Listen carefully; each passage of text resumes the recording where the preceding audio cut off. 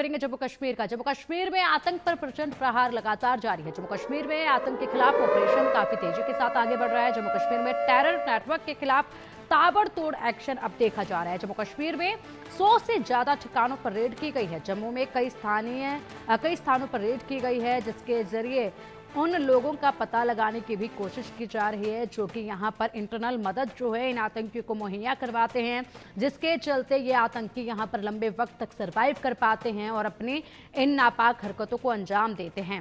तो ऐसे में सबसे बड़ा जो टास्क इस वक्त है वो जिस तरीके से अंदरूनी सहायता इन लोगों को मिलती है, इन आतंकियों को मिलती है, वो जो एक नेटवर्क है उस नेटवर्क को तोड़ना बहुत ज़रूरी है, उस नेटवर्क का पर्दाफाश करना बहुत ज़रूरी है। और इसी के लिए लगातार रेड जो है वो की जा रही है। 100 ठिकानों पर अब तक रेड की गई है। एनआईए की रेड इससे पहले 9 ठिकानों पर देखी गई थी।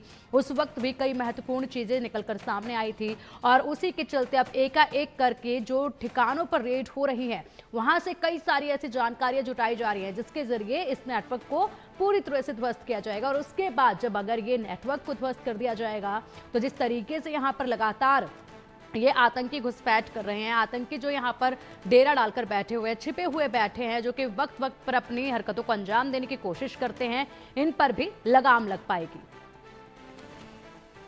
जम्मू कश्मीर में टेरर नेटवर्क के मॉड्यूल को बस्ट करने के लिए बड़ी कार्रवाई शुरू हुई है और पूरे जम्मू प्रोविंस में 100 से ज़्यादा ठिकाने हैं जहां पर इस वक्त OGW के जो लोकेशन हैं उनको रेड किया गया है। हमारे साथ इस पर बात करने के लिए SP साउथ अजय शर्मा जी हैं।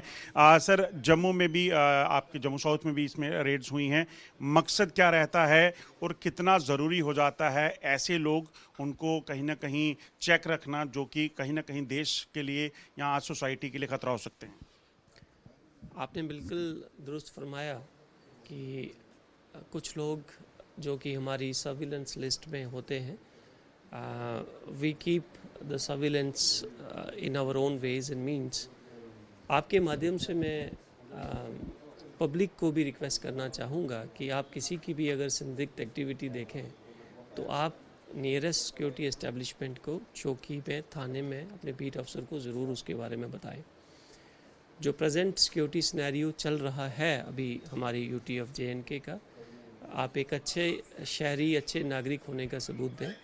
और जो आज की एक्टिविटी है ये एक रूटीन एक्टिविटी है। पूरे ज़िले के अंदर हमने आज रेड कंडक्ट्स की हैं। जो भी हमारे सर्विलेंस लिस्ट में जो लोग हैं, nothing special about it, it is a routine.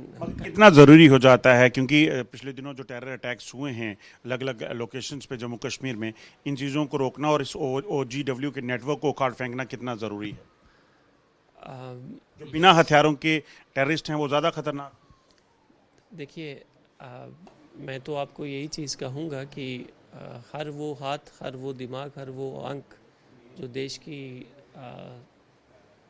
Security, integrity और यूनिटी की अगेंस्ट है, we all have to fight it out collectively, be it the man in uniform or in without uniform.